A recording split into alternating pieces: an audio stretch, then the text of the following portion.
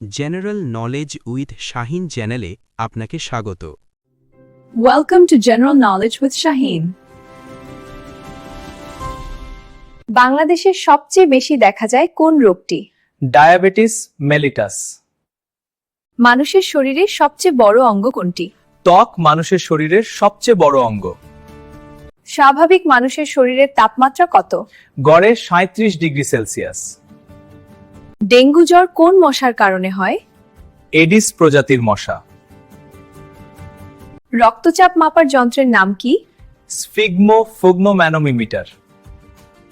রক্তে হিমোগ্লোবিনের কাজ কি? শরীরে অক্সিজেন পরিবহন করা। মানবদেহে কয়টি ফুসফুস আছে? 2টি ফুসফুস আছে। ভিটামিন সি এর অভাবে কোন রোগ হয়? স্কারভি রোগ হয়। মানুষের হৃৎপিণ্ড কোথায় অবস্থিত?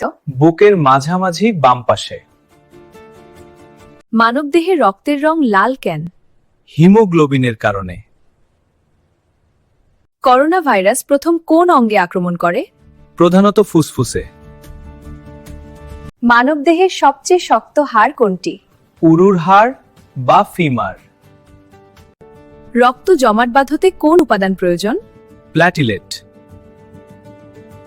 টাইফয়েড রোগের জীবাণুর নাম কি? Salmonella typhi.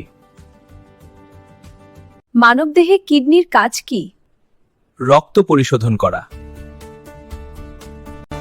মানুষের স্বাভাবিক হার্টবিট মিনিটে কত? 60 থেকে 100 বার। কোন ভিটামিন সূর্যের আলো থেকে পাওয়া যায়? Vitamin D. ডায়াবেটিস কোন অঙ্গের সমস্যার কারণে হয়?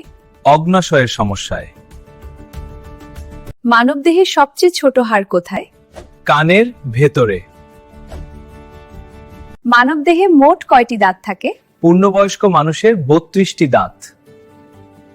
রক্ত স্বল্পতা কোন উপাদানের অভাবে হয়? আয়রনের অভাবে। Like, comment, share, and subscribe.